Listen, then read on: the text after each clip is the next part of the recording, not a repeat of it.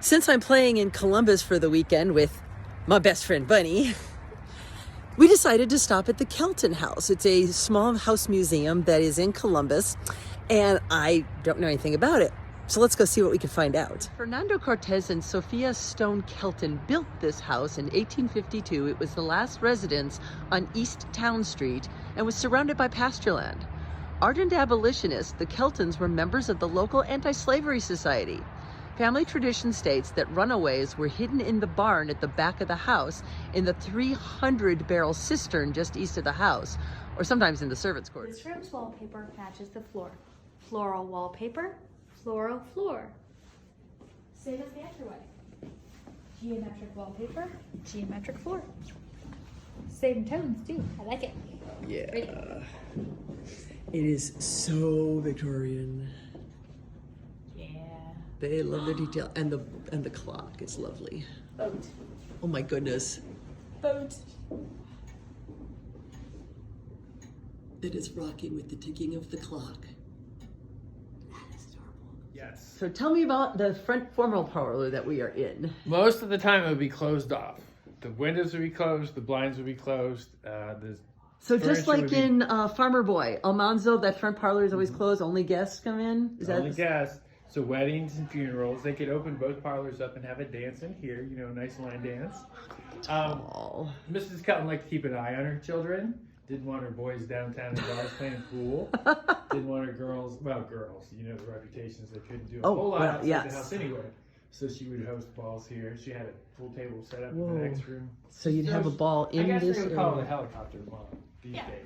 Yes, Yeah, the she's helicopter pretty parents. strict, but she had 6 kids to raise. Wow. But this was not for kids. This was formal, entertaining. Yes, well, if you had, if it's 1852, you could easily have a quadrille set in here and a quadrille set in there. Absolutely. And you could have line dances through the big opening.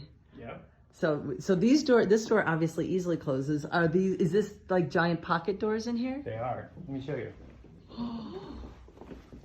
They're accordion, which is unusual. Usually they slide, but these unfold. Okay. Look at this. Oop, I'm coming to this side because the doors fall that way. This is how detailed it is. This would all be done by a servant. See the little notch for the doorknob in the wall? Oh my God. So these would separate the rooms. The time the house was built, they would have been used more like safes than to hold coats like we do today. Okay. They'd put the silver in there. You have to understand that a lot of strange people worked in houses like this. There was 9 spots for 9 servants upstairs in the servants' quarter. 9 So there's a lot servants. of strange people in the house, nannies and governesses. And Got it. so if you had expensive things that you didn't want to walk away, you could easily put just them away. lock them in the closet. And if you look at most of the Victorian furniture, everything is lockable.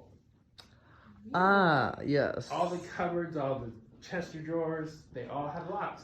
Okay, let's So see. the lady of the house would carry a shadow lane. They'd bring the keys for that reason, because everything was lockable. Even the piano was lockable. Oh my goodness, does this actually fold up and lock? Because of the ivory. Look at and this people were worried piano about the ivory forte. walking off, or Well, around the Civil War time, that piano would cost about as much as a car would. Yep, you can see here. Here's the lock for it. So that was her key for all the keys in the house. Some of them were to turn, to wind clocks. Some of them are for doors. And then she always had brown poodles. So thus the little poodle keychain. Oh my goodness. How cute. Now, a lot of this was mourning brooches and things. That's So more than likely a morning brooch, but they wore them as fashion as well. yeah, clearly, because there's her brooch and there's the brooch. The wallpaper was found originally when they started to do the restoration of the house in the 1970s. We had a committee, a really, really amazing committee, that they went to the Cooper Hewitt Wallpaper Museum in New York and found this pattern. It's an 1853 pattern from France.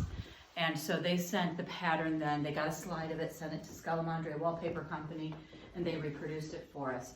It's 7 individual screens, because it's hand screened. Oh, So it's 7 individual screens. So the women of the Junior League who decided all of the restoration, the colors and things that were historically appropriate, now this is this is when you don't call anybody before 5 o'clock because the rates are so high. So, Right. So they didn't do anything via phone. They only did things via snail mail. Yeah. So Scalamandre sent them, 20 different colors for the background. They would then choose the background color, write them back and say, here's the color. Then they would write them, and Scalamandre would send a new bunch of swatches in the mail. And now you had to pick out, with the little dangly part on So the every single one of tassels. these. So every single color, they did it 7 times until they picked it. They had the wallpaper on the walls in 6 months. Wow. These women were devoted. The trim in here was originally faux grained. We found that out during restoration. And then Grace Kelton at one point painted over it, because that's what you do in the 1920s and 30s is you Modernize and paint. And so she was the lady of the house, and so she painted over it. So in the it's around 2000, I believe, we did a capital campaign and raised, I think, $1 million for different parts of the Kelton House and the Junior League in general.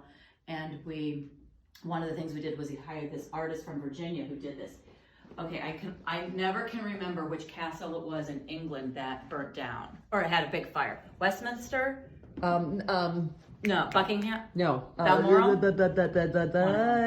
Windsor. Windsor. Yeah, the Windsor Castle. Windsor Castle had a big fire, and after the fire, they hired the same artist to go faux grain. So this is all faux grain This is all from faux grain. that artist. So when you're really wealthy in the 1800s, you can paint wood to look like wood. He did this. This was a gentleman from Virginia, an older man, and his son, and they did it with feathers and his fingernail. That's What? how he would run it down with a feather or a comb, and then all these little things were just done with his fingers. Stuff because we didn't want to Okay, move your so, stuff. I'm so oh my sorry. goodness, so the sugar I will not safe. polish this.